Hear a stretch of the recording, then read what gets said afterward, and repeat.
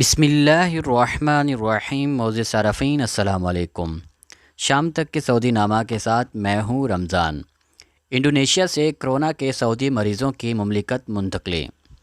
سعودی سفارتخانے نے corona virus میں مبتلا سعودی شہریوں کو انڈونیشیا سے مملکت منتقل کرایا ہے۔ ان مریضوں کی حالت نازک ہو گئی تھی۔ سبق ویب سائٹ کے مطابق سعودی سفارتخانے نے بیان میں بتایا ہے کہ اعلیٰ قیادت کی ہدایت پر سعودی شہریوں کو فضائی ایمبولینس کے ذریعے انڈونیشیا سے مملکت منتقل کرنے کا انتظام کیا گیا ہے۔ جکارتہ میں سعودی سفیر عصام السقفی نے اس سے قبل بتایا تھا کہ انڈونیشیا میں 10 سعودی کرونا کے مرض میں مبتلا ہیں۔ ان میں سے 2 کی حالت نازک ہے اور 2 وائرس کی نئی شکل سے متاثر ہیں۔ انہوں نے کہا تھا کہ اب تک صرف 2 سعودیوں کی حالت نازک ہے، جبکہ 4 انتہائی نگہداشت کے شعبے میں زیر علاج ہیں اور 4 کو شفا یاب ہونے پر فارغ کر دیا گیا ہے۔ یاد رہے کہ سعودی وزارت داخلہ نے مقامی شہریوں پر انڈونیشیا جانے پر پابندی لگائی ہے۔ سعودی شہری براہ راست انڈونیشیا جا سکتے ہیں اور نہ ہی کسی اور ملک سے انڈونیشیا جا سکتے ہیں۔ سعودی حکومت چاہتی ہے کہ اس کے شہری ملک سے باہر نکل کر کرونا وبا کے زمانے میں کسی مشکل سے دوچار نہ ہوں۔ جازان میں تفتیشی کارروائی کے دوران 412 ٹن جھینگے ضبط۔ جازان ریجن میں Saudi food and drug authority SFDA کے انسپکٹر نے تفتیشی کارروائی کے دوران غیر قانونی گودام میں جعلی فوڈ لیبل کے ساتھ پیک کی گئی 412 ٹن جھینگوں کی کھیپ ضبط کی ہے۔ سعودی عرب کی سرکاری نیوز ایجنسی کے مطابق سعودی فوڈ اینڈ ڈرگ اتھارٹی نے بتایا ہے کہ تفتیشی کارروائی کے دوران معائنہ کرتے ہوئے اتھارٹی کے عملے نے اس بات کا پتہ لگایا کہ جھینگوں کی کھیپ میں تاریخ مایعات میں رد و بدل کر کے جعلی طریقے سے دوبارہ پیک کیا گیا تھا۔ علاوہ ازیں کارروائی کے دوران جھینگے کی مختلف اقسام کے جعلی لیبل اور پیکنگ کے لیے کارٹن بھی ضبط کیے گئے ہیں، جن کی تعداد 5 لاکھ کے قریب بتائی جا رہی ہے۔ کارروائی کے بعد اتھارٹی کی جانب سے کسی لائسنس کے بغیر چلایا جانے والا یہ گودام سیل کر دیا گیا ہے اور ذمہ داروں کے خلاف جرمانے اور ضوابط کا اطلاق مکمل کرنے کے لیے سمن جاری کیے گئے ہیں۔ محکمہ خوراک کے قانون اور ضوابط کے مطابق اس طرح کی قانونی خلاف ورزیوں پر 10 ملین ریال تک جرمانہ کیا جا سکتا ہے۔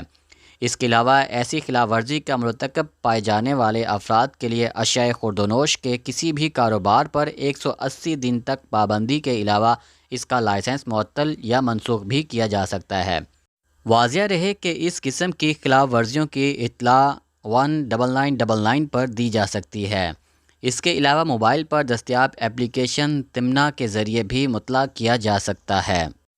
مکہ شریف میں 2 لاکھ اور مدینہ شریف میں 70,000 کمرے عمرہ زائرین کے لیے مختص۔ سعودی عرب میں مکہ مکرمہ اور مدینہ منورہ کے ہوٹلوں نے 1 محرم سے بیرون ملک سے آنے والے عمرہ زائرین کے لیے استقبال کی تیاریاں شروع کر دی ہیں۔ العربیہ نیٹ سے گفتگو کرتے ہوئے حج و عمرہ و زیارت کے قومی کمیٹی کے رکن ہانی العمیری نے بتایا ہے کہ مکہ مکرمہ میں 2,60,000 سے زیادہ ہوٹلوں کے کمرے عمرہ زائرین کے استقبال کے لیے تیار ہیں۔ ہوٹلوں کے کمرے بین الاقوامی معیار کے مطابق ہیں۔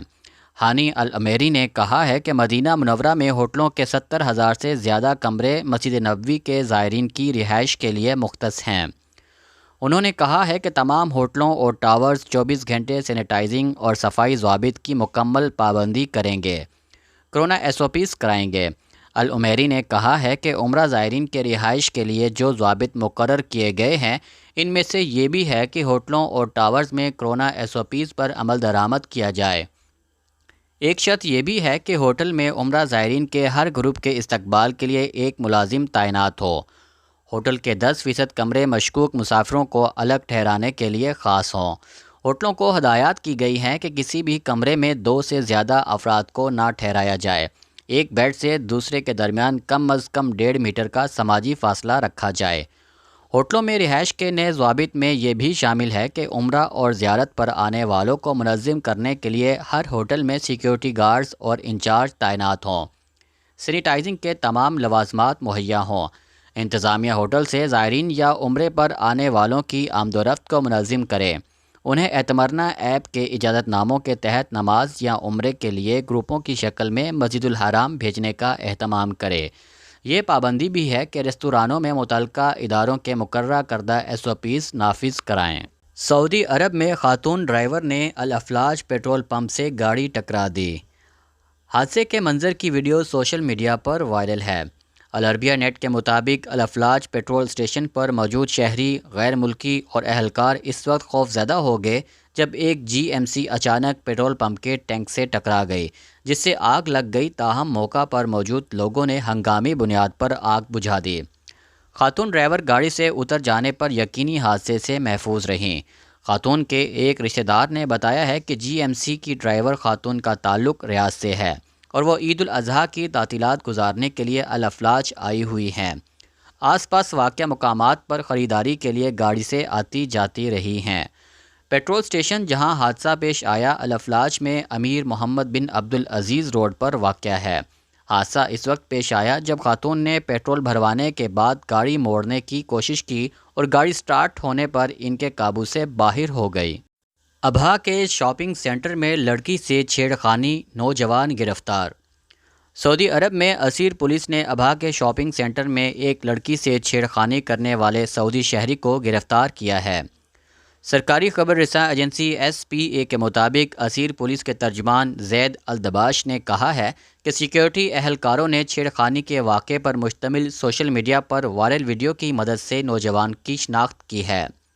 ترجمان نے بتایا ہے کہ مقامی شہری ابہا کے تجارتی مرکز میں سماجی آداب اور اسلامی اخلاق کی منافی حرکت میں ملوث رہا ہے۔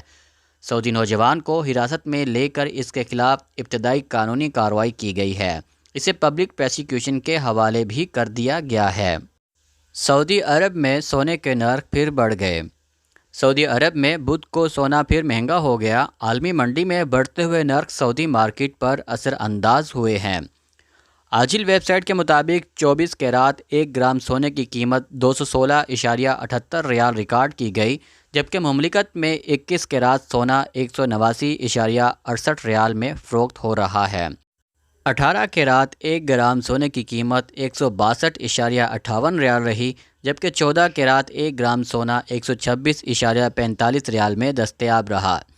سعودی عرب میں 1 اونس سونے کی قیمت 6,746.25 ریال، جبکہ سونے کے سکہ 1,517.44 ریال میں فروخت ہوا ہے۔ دوسری جانب عالمی مارکیٹ میں ڈالر کی قدر میں کمی اور امریکی بانڈز کا حقیقی منافع گرنے پر سونا مہنگا ہو گیا۔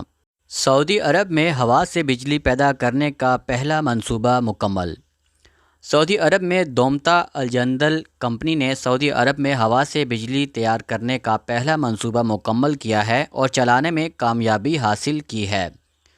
سبق ویب سائٹ کے مطابق دومتا الجندل پروجیکٹ الجوف ریجن میں ہے۔ یہ ریاض سے 900 کلومیٹر شمال میں واقع ہے۔ یہ منصوبہ مملکت میں اپنی نوعیت کا پہلا اور مشرق وسطیٰ میں سب سے بڑا ہے۔ دومتا الجندل تجدد پذیر توانائی کے ادارے ADF رینوبلز انٹرنیشنل کمپنی اور ابوظہبی فیوچر انرجی کمپنی کے تعاون سے اس پر عمل درآمد کیا گیا ہے۔ منصوبے سے سالانہ 20 لاکھ ٹن کاربن ڈائی آکسائیڈ کے اخراج میں کمی آئے گی اور سالانہ 400 میگا واٹ بجلی پیدا ہوگی۔ یہ پروجیکٹ 2022 میں مکمل ہوگا۔ دومتا الجندل پروجیکٹ 2022 کے شروع میں کمرشل بنیادوں پر کام شروع کرے گا۔ ڈنمارک کی کمپنی پروجیکٹ کا باقی کام مکمل کرائے گی۔ بنگلہ دیش میں روہنگیا مسلمانوں میں سعودی امدادی سامان تقسیم۔ کنگ سلمان سینٹر برائے انسانی امداد نے بنگلہ دیش میں پناہ گزین روہنگیا مسلمانوں میں امدادی سامان تقسیم کیا ہے۔ سعودی پریس ایجنسی کے مطابق سینٹر نے 2,50,000 افراد میں 5,000 غذائی پیکٹ تقسیم کیے ہیں۔ تقسیم کیے جانے والے سامان میں کھانے پینے کی اشیاء کے علاوہ ضرورت کی دیگر اشیاء بھی شامل ہیں۔ سینٹر نے کہا ہے کہ بنگلہ دیش میں پناہ گزین روہنگیا مسلمانوں کو مختلف قسم کے امدادی سامان کے علاوہ غذائی اشیاء کی فراہمی کا عمل جاری رہے گا۔ کورونا سے صحت یابی کے 10 دن بعد ویکسین لگائی جا سکتی ہے۔ وزارت صحت نے کہا ہے کہ اب کورونا سے صحت یاب ہونے کے 10 دن بعد ویکسین لگائی جا سکتی ہے۔ سبق ویب سائٹ کے مطابق وزارت صحت نے کہا ہے کہ تازہ حقیق سے معلوم ہوا ہے کہ کورونا سے صحت یابی کے 10 دن بعد ویکسین لینا انتہائی مفید ثابت ہوگا۔ کورونا وائرس سے محفوظ رہنے کے لیے ضروری ہے کہ ویکسین کی 2 خوراکیں لی جائیں، تاہم وائرس لاحق ہونے پر 1 خوراک کافی رہتی ہے۔ واضح رہے کہ اس سے پہلے کورونا وائرس لاحق ہونے کے بعد ویکسین لینے کے لیے 8 ماہ کا وقفہ دیا جاتا تھا۔ وزارت نے تمام شہریوں اور مقیم غیر ملکیوں کو ہدایت کی ہے کہ وہ پہلی فرصت میں ویکسین لگوا لیں کہ انتہائی محفوظ ہے۔ شام تک کے سعودی نامہ کے ساتھ ہمیں اجازت دیجیے۔ اللہ تعالیٰ سے دعا ہے کہ اللہ تعالیٰ ہم سب کو اپنے حفظ و امان میں رکھے۔ اللہ تعالیٰ ہم سب کا حامی و ناصر ہو۔ آپ سب لوگوں کے قیمتی وقت کا بہت بہت شکریہ۔ السلام علیکم ورحمۃ اللہ وبرکاتہ۔